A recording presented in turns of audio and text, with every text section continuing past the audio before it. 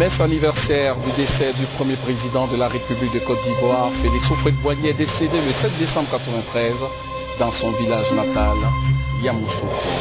Une messe à souvenir dans ce 20h.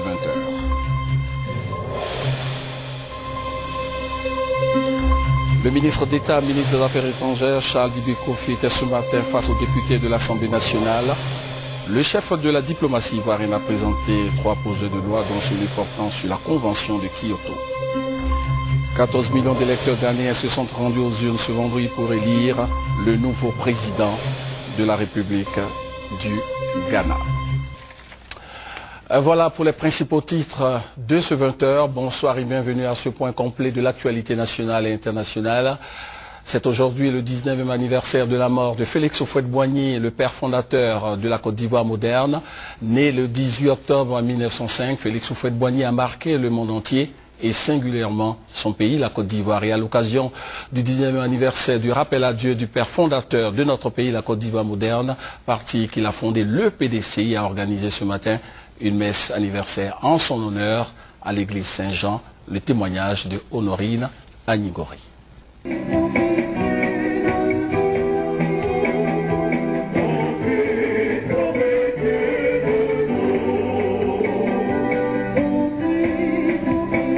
Les militants du PDCI-RDA ont commémoré les 19 ans d'anniversaire de décès de feu le président Félix Houphouët-Boigny, premier président de Côte d'Ivoire, par une messe d'action de grâce en son honneur à l'église Saint-Jean de Cocody. Il s'est agi pour Alphonse Guégué-Madi, secrétaire général du PDCI-RDA, d'inviter les Ivoiriens à toujours cultiver la paix et la réconciliation, comme l'a prôné le père de la nation, l'apôtre de la paix, Félix Houphouët-Boigny, toute sa vie. En ce 19e anniversaire de son décès, après avoir prié, repartons tous en retenant cette nécessité d'amour et de paix, et que, en sa mémoire, nous soyons tous des artisans de paix. Dans son homélie, tirée d'Ésaïe 25, versets 6 à 10 et de Matthieu 25, versets 29 à 37, Père Pharma Messa Herman a indiqué que l'anniversaire du décès du père de la nation ivoirienne coïncide avec la fête de Saint-Ambroise, évêque de Milan. Père Pharma a exhorté les habitants de Côte d'Ivoire à proclamer leur foi et à mener une vie de foi comme Félix Houphouët-Boigny, qui a fait de la paix sa deuxième religion, et Saint-Ambroise, homme de lumière, de paix et de vie. Aujourd'hui où nous célébrons, en ce 7 décembre, Saint-Ambroise comme étant un évêque qui a conduit l'Église avec gloire et sagesse, nous célébrons en même temps Feu Félix Houphouët-Boigny qui a conduit cette nation ivoirienne avec la sagesse, en l'amenant sur les sentiers de la paix. En ce jour où nous prions avec toute la nation ivoirienne pour feu le président Félix Houphouët-Boigny, que le Seigneur, dans son infinie miséricorde, lui accorde la félicité éternelle. De là-haut, qu'il fasse descendre sur notre pays une pluie de paix et d'amour fraternel. Les militants du PDCI-RDA de Yamoussoukro et de Daoukro ont aussi célébré une messe anniversaire en l'honneur de feu le président Félix Houphouët-Boigny en cette journée.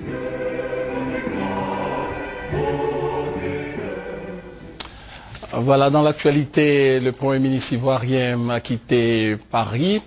Daniel Kablan-Decan est de retour à Abidjan après avoir participé aux travaux du groupe consultatif sur la mobilisation des ressources nécessaires pour la mise en œuvre du PND, le plan national de développement de la Côte d'Ivoire pour la période 2012-2015.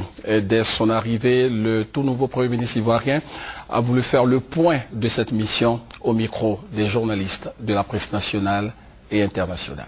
Au niveau donc des discussions qui ont eu lieu, il y a eu 2 journées. La journée du 4 décembre a été consacrée au secteur public et c'est donc du 5 disons que décembre a été consacré au secteur privé. Il faut d'ailleurs dire qu'en outre, il y a eu des rencontres bilatérales et une rencontre importante avec le MEDEF, qui est le patronat français. Alors grosso modo, c'est que la première partie qui était la plus difficile, celle concernant donc la demande de financement du secteur public. Nous souhaitons obtenir 4 milliards de dollars. C'est autour donc de 2000 milliards de francs CFA. Et au final, nous avons obtenu 8,6 milliards de dollars. C'est-à-dire que plus du double de ce que nous demandions. C'est quelque chose donc d'exceptionnel. Et il faut le souligner. Cela est dû d'abord à la claire vision du chef de l'État, de ce qu'il souhaite pour la Côte d'Ivoire, à sa personnalité, puisque ça a beaucoup joué. Ceux qui étaient donc à Paris ont vu un nombre important de participants. La deuxième journée a été consacrée au secteur privé. Là aussi, il y a eu 5 panels qui ont discuté sur plusieurs dossiers. Là aussi, au niveau du secteur privé, nous avons obtenu des résultats très importants. Les gens même sont allés au-delà de ce que nous avons proposé dans les documents. Mais là, le point n'a pas encore été fait, puisqu'on vient juste de finir. Mais vous allez voir que dans les semaines à venir, des signatures vont se faire ici à Abidjan, au titre donc du secteur privé. Il y a 2 conventions même qui ont pu se signer là-bas, si d'aventure les documents étaient arrivés donc à temps. Ce que je vais dire de manière globale sur ces 2 journées, c'est qu'elles ont été des journées importantes. Il faut quand même souligner qu'il y a des préoccupations qui ont été exprimées par les partenaires de développement. La première, disons, préoccupation, est-ce que le pays a la capacité d'absorption? C'est-à-dire que si l'argent arrive, avons-nous la possibilité de consommer l'ensemble de ces montants? La réponse a été oui. Nous avons les structures qui permettent donc de le faire. Et nous avions proposé, et ça a été accepté par les partenaires, qui va mettre la mise en place ici d'un comité de mobilisation des ressources extérieures. Les ministres le savent déjà. Et nous avons une réunion ici le 13 décembre prochain pour la mise en place formelle donc de ce comité de mobilisation des ressources extérieures. Des propos recueillis par Jean-Jacques Kwame. Rappelons qu'après Paris, pour le financement du PNB, le plan national de développement, le président Alassane Ouattara s'est rendu à Cannes, toujours en France, où il participera demain samedi à la 5e édition de la conférence mondiale organisée par l'Institut français des relations internationales. Dans l'actualité également, le ministre d'État, ministre des Affaires étrangères, était à l'Assemblée nationale ce matin. Face aux députés, Charles Dibi Kofi a présenté 3 projets de loi, 2 relatifs à l'Union économique et monétaire de l'Afrique de l'Ouest, UEMOA, et le 3e portant sur l'harmonisation des régimes douaniers, dit Convention de Kyoto révisée. Le point avec Victorine Yao Yobwe. 3 heures ont suffi ce jour à la Commission des Affaires extérieures de l'Assemblée nationale pour examiner et adopter les 3 projets de loi présentés par le ministre d'État, ministre des Affaires étrangères. Les 2 premiers projets de loi présentés par Charles Kofi Dibi portent sur la ratification du traité modifié de l'UEMOA, Union économique monétaire ouest-africaine, et ses politiques sectorielles, signé le 29 janvier 2003 à Dakar, au Sénégal. L'exposé des motifs des 2 projets de loi a rencontré l'adhésion de tous les députés de la Commission des Affaires extérieures. Les chefs d'État et de gouvernement de notre Union ont adopté le 29 janvier 2003 à Dakar au Sénégal le traité modifié de l'UEMOA. Cette modification, qui vise à renforcer les capacités institutionnelles de l'Union et à optimiser ses objectifs, a introduit des innovations majeures par rapport au traité initial de 1994. Ainsi, il a institué un Parlement chargé d'assurer le contrôle démocratique des organes de l'Union. De même, la Commission de l'UEMOA est chargée d'élaborer un programme d'action que son président soumet à la session ordinaire du Parlement. La ratification du traité modifié de l'Union constituerait indubitablement une étape importante dans la construction de l'espace communautaire et de l'intégration sous-régionale. La Côte d'Ivoire, notre pays, gagnerait à ratifier le traité modifié de l'UEMOA afin de se mettre en harmonie, et je dirais même au diapason des autres États membres de cette union, et surtout de traduire son attachement aux principes et objectifs de l'UEMOA.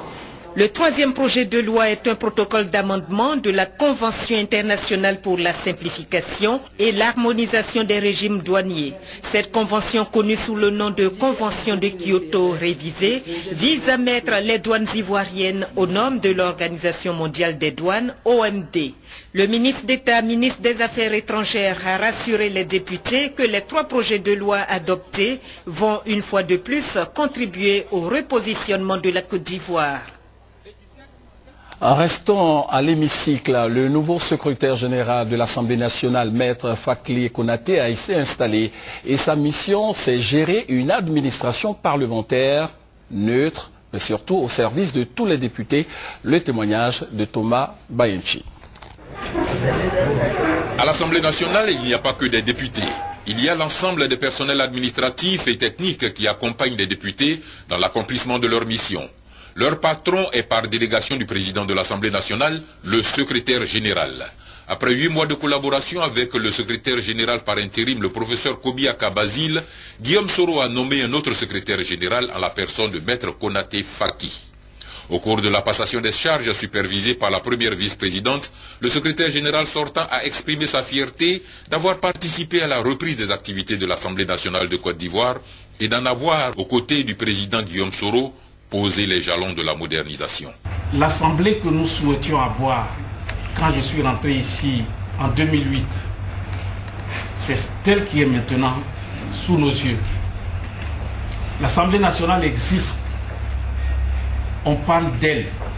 On voit le visage de celui qui incarne cette institution, le président Soro Kibafori Guillaume. Sur les conseils de son prédécesseur, le nouveau secrétaire général s'est engagé à cultiver la modestie. La modestie, c'est la porte d'entrée vers le savoir, vers l'apprentissage, vers la connaissance.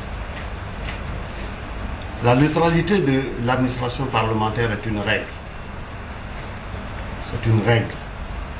Elle vaut dans tous les parlements. Mais elle vaut davantage dans notre parlement et dans notre contexte actuel. Le Parlement, c'est le lieu de brassage de l'ensemble des idéaux politiques.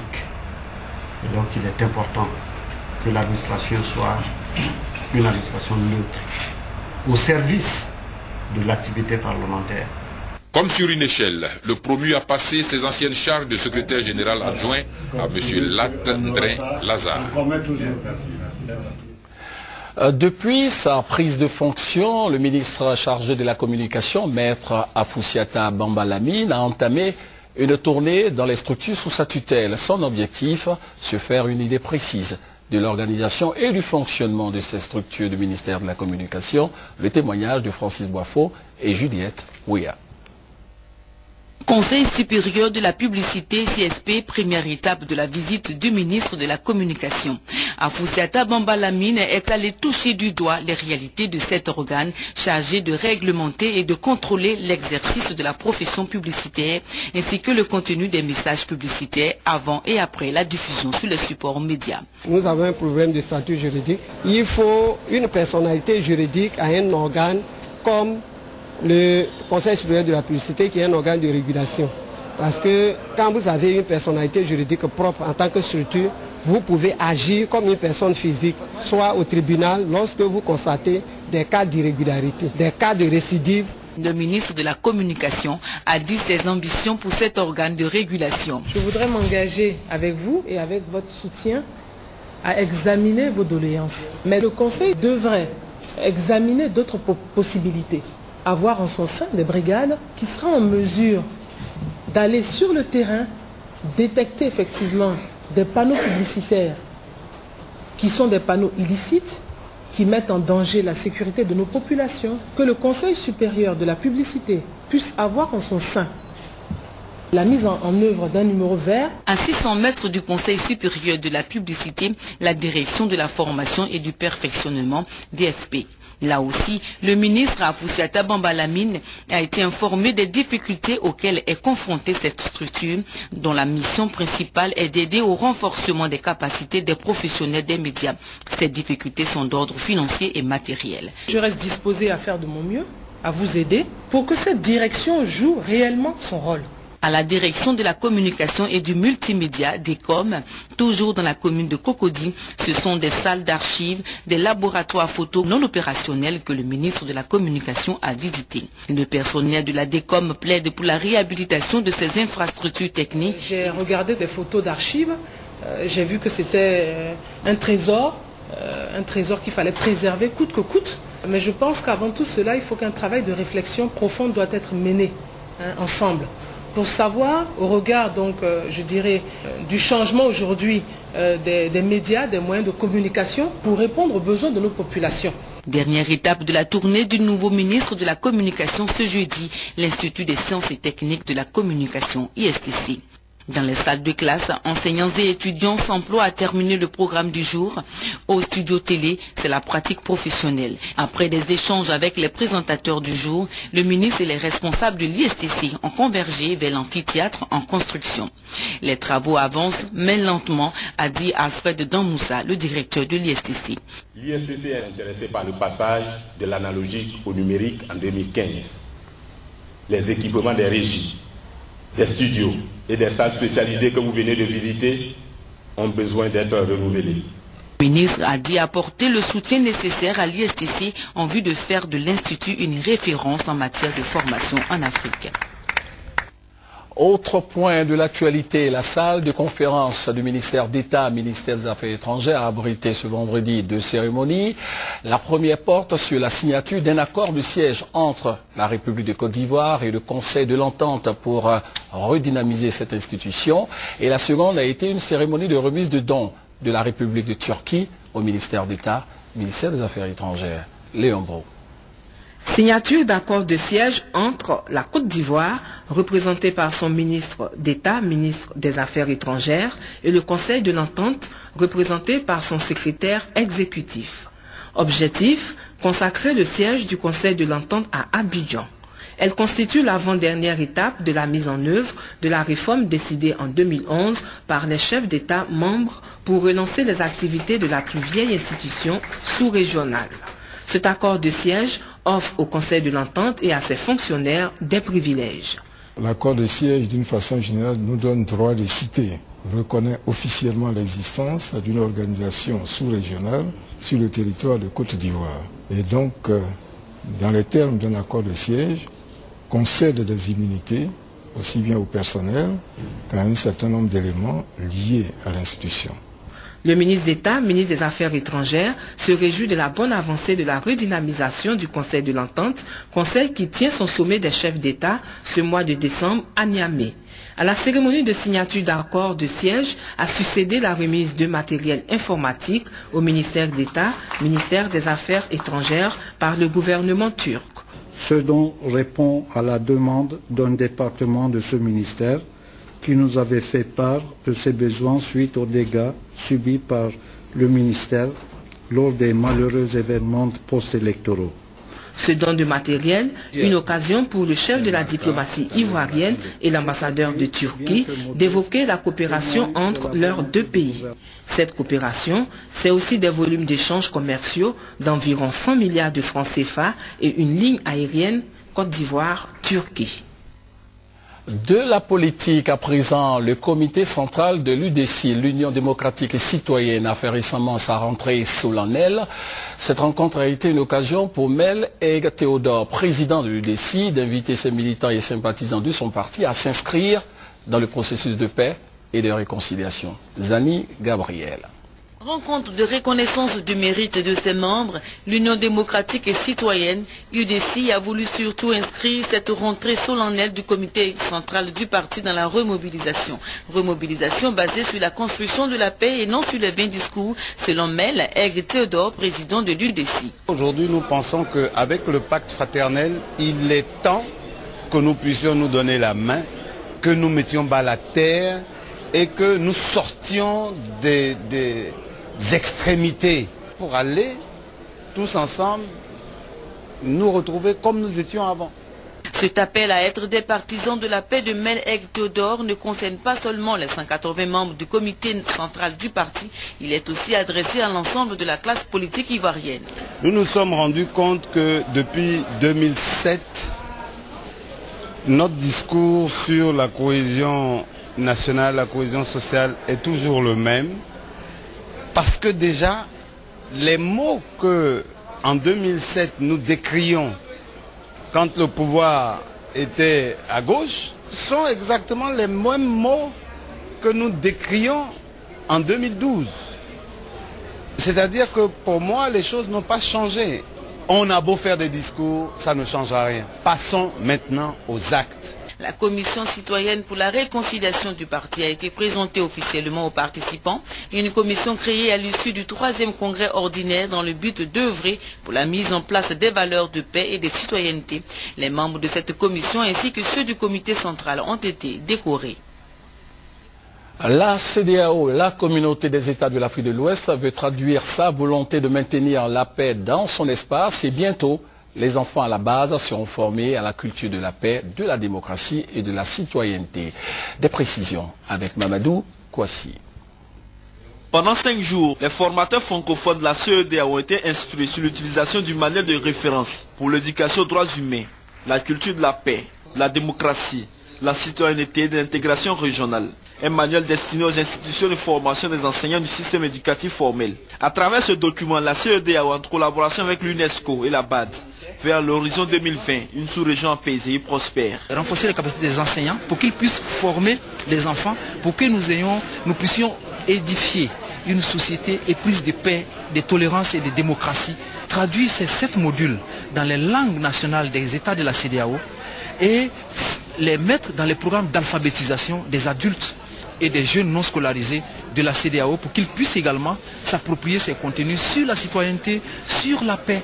Le directeur de cabinet adjoint du ministère de l'Éducation nationale et de l'enseignement technique salue l'engagement des États membres de la CEDEAO à œuvrer pour la démocratie et pour la paix. Pour le gouvernement de la Côte d'Ivoire, la pratique d'une éducation aux valeurs et principes des droits de l'homme et de la citoyenneté doit favoriser l'émergence des citoyens nouveaux, responsables, qui privilégient les valeurs et règles du vivre ensemble modèle.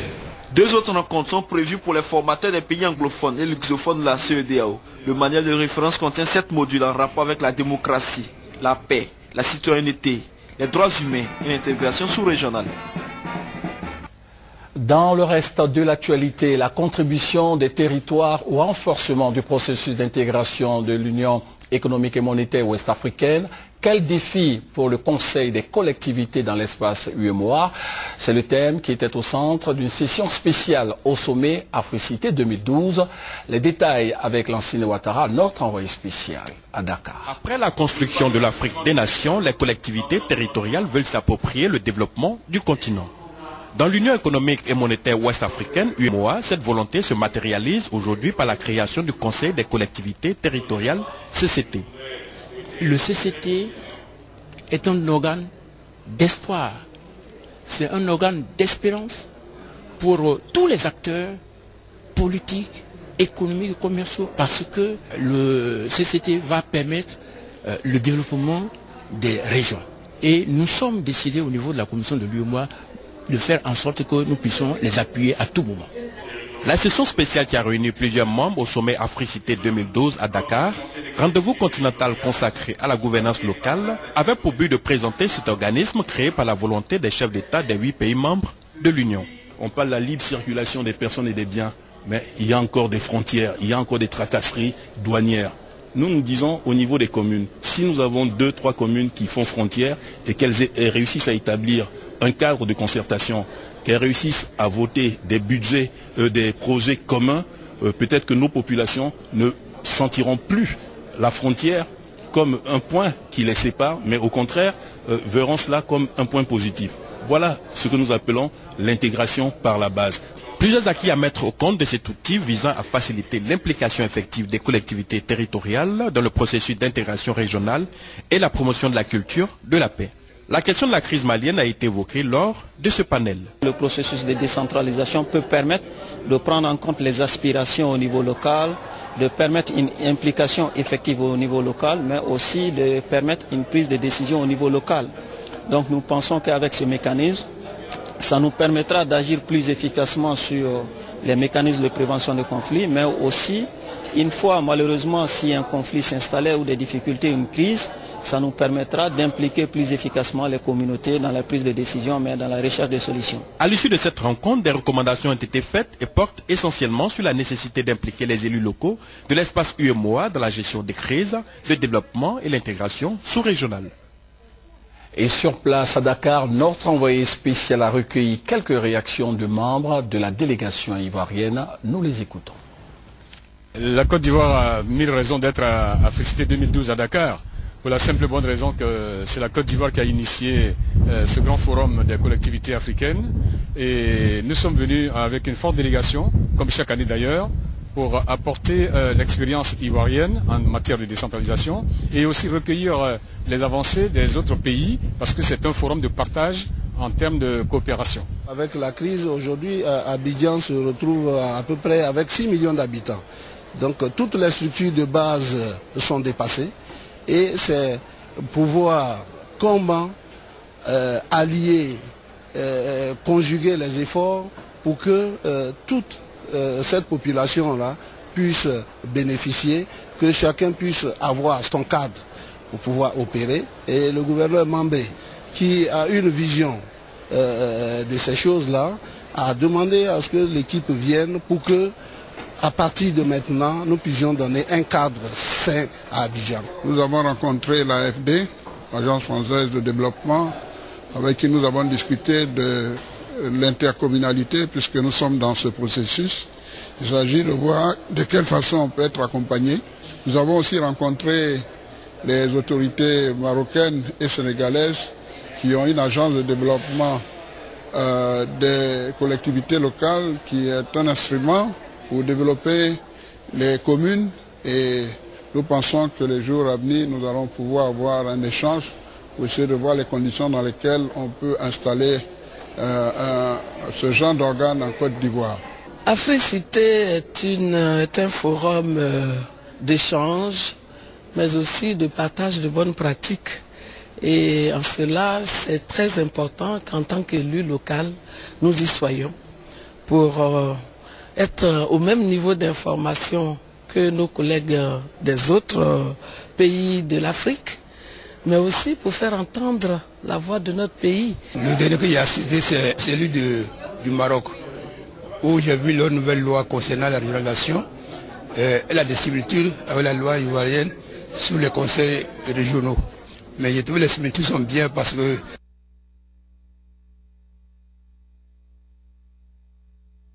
la loi marocaine parle de trois compétences. Une compétence concernant les transferts et l'autre le budget, nous les ressources propres et les compétences partagées.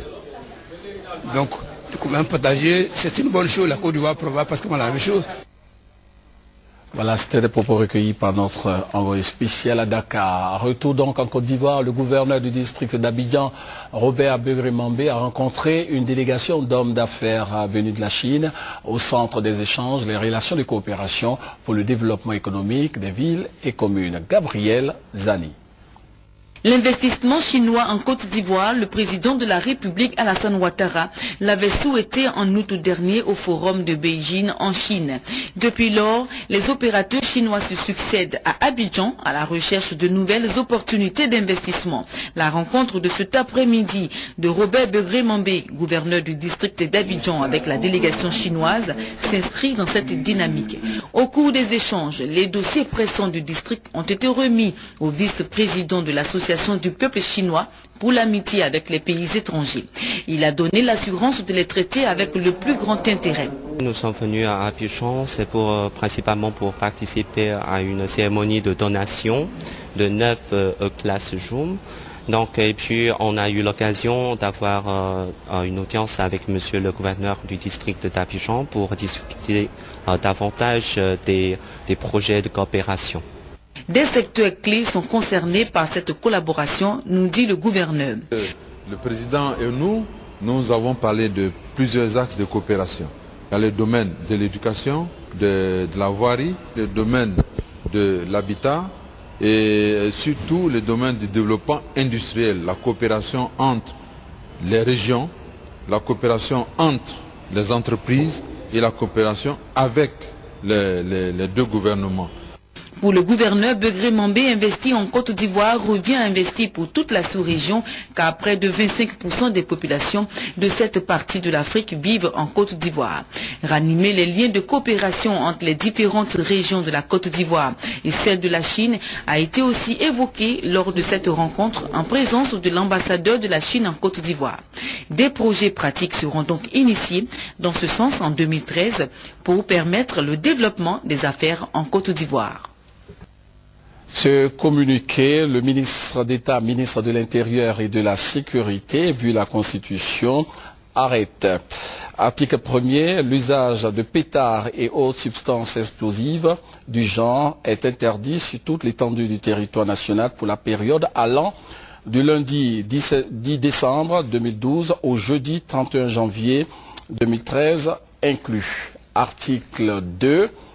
L'usage de feux d'artifice est également interdit sur toute l'étendue du territoire national pour la période allant du lundi 10 décembre 2012 au jeudi 31 janvier 2013 inclus, sauf dérogation accordée par arrêté du ministre d'État, ministre de l'Intérieur et de la Sécurité. Article 3. Les contrevenants aux dispositions du présent arrêté s'exposent aux sanctions prévues par les lois et règlements en vigueur. Article 4. Le présent arrêté sera enregistré, communiqué et publié partout au besoin sera signé du ministre d'État Ahmed Bakayoko. Comme annoncé dans les titres, au Ghana, 14 millions d'électeurs ont été invités à choisir le nouveau président de la République. Devant les bureaux de vote, les files d'attente se sont formées dès l'aube. Ce vendredi, 14 millions de Ghanéens sont appelés aux urnes pour élire leurs députés et leur président. C'est le 6e scrutin depuis l'instauration de la démocratie en 1992 et pour rien au monde, Michael Akpabli n'aurait raté ça. Même si je suis handicapé, je ne veux pas que quelqu'un choisisse pour moi, personne. Je suis un citoyen et je veux exercer mon droit, c'est pour ça que je suis là. Ils sont 8 candidats en lice pour la présidentielle. Mais en réalité, l'élection se joue entre les deux grands partis qui alternent au pouvoir depuis 20 ans, avec d'un côté John Mahama, l'actuel président, et de l'autre son principal opposant Nana Akufo-Addo, du NPP, le nouveau parti patriotique. Le duel s'annonce serré. Il y a 4 ans, l'élection s'était jouée à 40 000 voix près. Quel que soit le parti qui gagne, on l'acceptera, quel qu'il soit. On veut la paix, on ne veut pas de bagarre. Si un autre gouvernement arrive, on veut qu'il fasse quelque chose pour nous. Pour éviter toute fraude, le Ghana expérimente les listes biométriques. Une machine permet de vérifier l'identité des électeurs grâce à leur empreinte digitale et un code barre sur leur carte. Façon aussi de soigner sa réputation de modèle démocratique. Fin de ce journal, rappelons que c'est aujourd'hui le 19e anniversaire de la mort de Félix Houphouët-Boigny, le père fondateur de la Côte d'Ivoire moderne, et à l'occasion du 19e anniversaire du rappel à Dieu du père fondateur de la Côte d'Ivoire, le parti qu'il a fondé, le PDCRDA, a organisé ce matin une messe anniversaire en son honneur à l'église Saint-Jean. Et rappelons également qu'après Paris pour le financement du PND, le plan national du développement, le président Alassane Ouattara s'est rendu à Cannes, toujours en France, où il participera demain samedi à la 5e édition de la conférence mondiale organisée par l'Institut français des relations internationales. Merci de nous avoir suivis. On se retrouve demain avec beaucoup de plaisir.